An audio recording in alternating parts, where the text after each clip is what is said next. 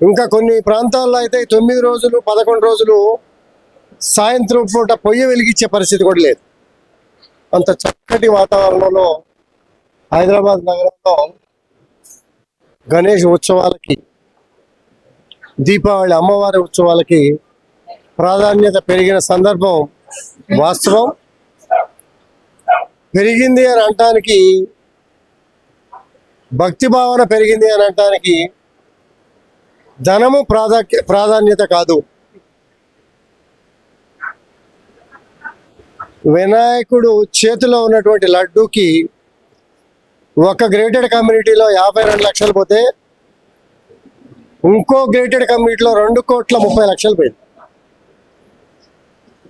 భక్తి ఏ స్థాయికి ధనం ముఖ్యం కాదు, సెంటిమెంట్ పరంగా మరి రకరకాలుగా కుటుంబం అంతా తిరిగితే ఆ సంవత్సరం అంతా కూడా చాలా బాగుంటుంది.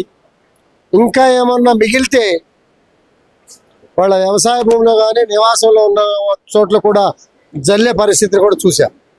ఇలాంటి పోటీ తత్వంతో ఉత్సవాలు బ్రహ్మాండంగా భక్తి శ్రద్ధలతో బాగా చేస్తున్నారు. ఈ సంతోషం, మంచి పరిణామం.